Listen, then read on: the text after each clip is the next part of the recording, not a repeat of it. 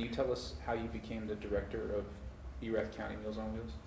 Sure. A friend of mine encouraged me to apply for it. I had been, in most of my career, had been in child welfare, and I had been working in Granbury and wanted to come back to Stephenville. And so she encouraged me. I thought I would love to work with the senior population, and was selected and was able to come and work at Meals on Wheels. And it's been a blessing. One thing that I have realized is that families are families, and a lot of the things that I worked with when I was in child welfare are the same things that we deal with our seniors. Mm-hmm. But you were asking about that connection between meals and connectivity, and that's probably the greatest blessing that Meals on Wheels brings to our community, because it's more than a meal. And I know that's kind of a catchphrase, but it really is. When you see and hear the volunteers, we are a volunteer organization. We have about 250 volunteers a month that deliver our meals to our clients. And they come on their own time. They come and pick up the meals. They use their own vehicles. They go out. They go cover the entire county and deliver, and not just deliver the meal, but they develop relationships. When they come back and they talk about their relationships with the clients, when they share the conversations that they've had with the clients, it is a beautiful thing to witness, because they know when they're having a good day.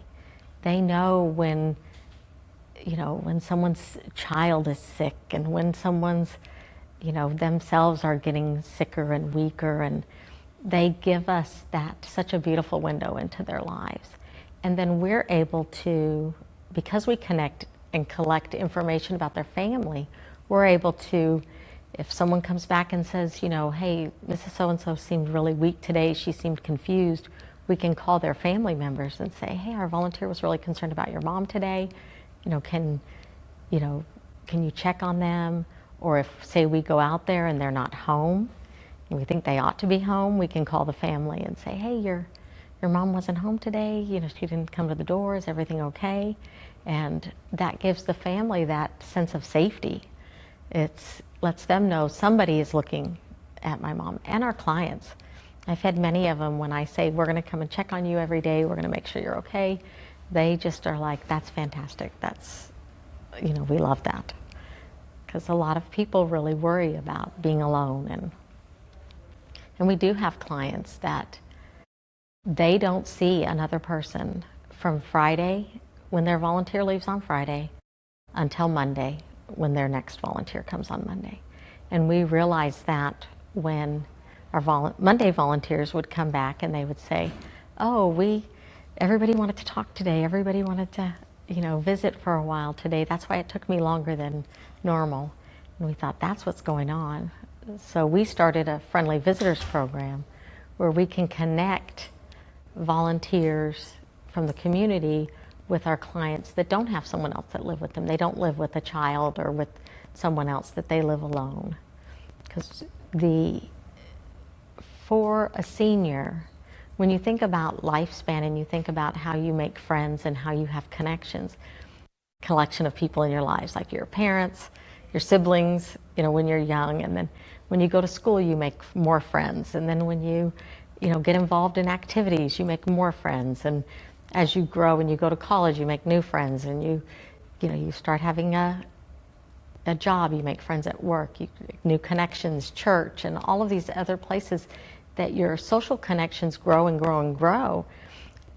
Your kids' friends have parents, and you make friends with them, and as you age and you start leaving the workplace and your friends start aging and your siblings are aging, your social connections get smaller and smaller and smaller. And that's what we see a lot with our seniors, who many of them are over 75. Most of them are over 75. And a great deal of them are over the age of 80. And a lot of their spouses, their siblings, their friends, they're not able to go to do the activities that they used to do. So their social connections are getting smaller and smaller. And sometimes those get so small that there is not anybody else there. And Meals on Wheels provides that connection.